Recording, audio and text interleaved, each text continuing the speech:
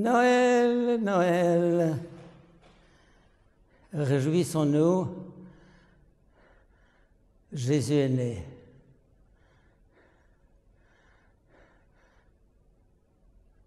L'univers est renouvelé. Notre vie change de sens, prend son sens. Ce petit Jésus dans sa crèche illumine le monde. Mais ce qui me frappe dans les lectures de ce jour, c'est un mot qui revient plusieurs fois, au commencement. Au commencement était le Verbe. Ce qui était au commencement, nous vous l'annonçons. De quel commencement il s'agit ici?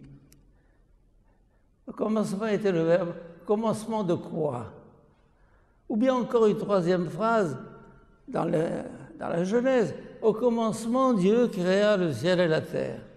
Le commencement, le commencement, le commencement. Réfléchissons un petit peu.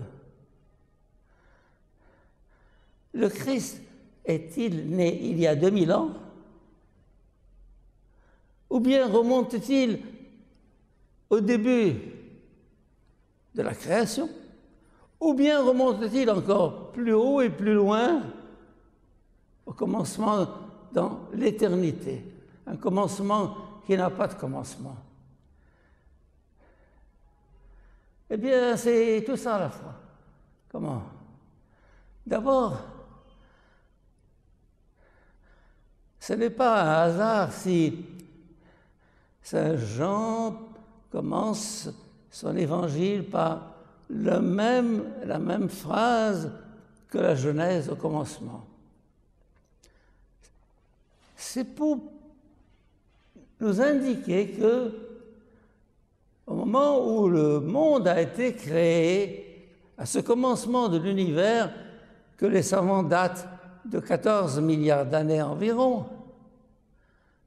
il était déjà là. Ah, il n'est pas venu il y a 2000 ans. Oui et non. Il était déjà au commencement de la création de l'univers et c'est lui qui l'a pris en main. Comment était-il? Comment était-il? À l'état de graine, à l'état de gestation. Il était déjà dans le premier Adam, comme une promesse, comme la graine d'où sortira l'humanité. Ce commencement. Et alors, qu'est-ce qui s'est passé?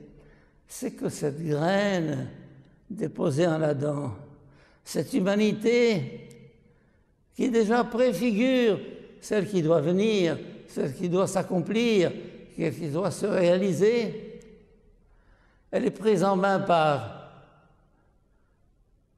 le Verbe, qui ne s'appelait pas encore le Christ, qui ne s'appelait pas encore Jésus, mais c'est le Verbe qui lentement développe sa présence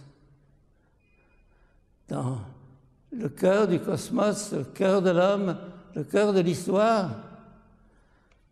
Et tout à coup, ce qui était dès le commencement, nous l'avons touché, nous l'avons vu, nous l'avons palpé de nos mains, ce petit bébé que Marie serre contre sa poitrine, que Saint Jean éprouvera lorsque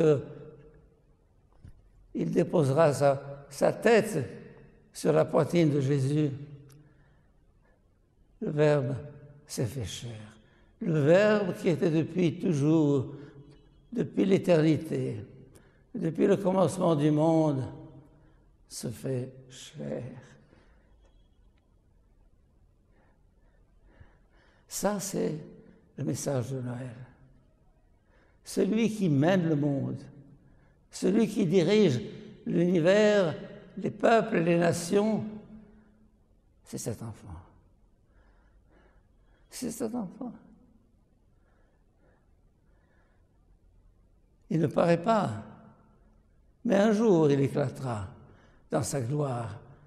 Comme nous le répétons à chaque messe, nous attendons ta venue dans la gloire. Il viendra de façon éclatante et personne ne pourra douter de lui.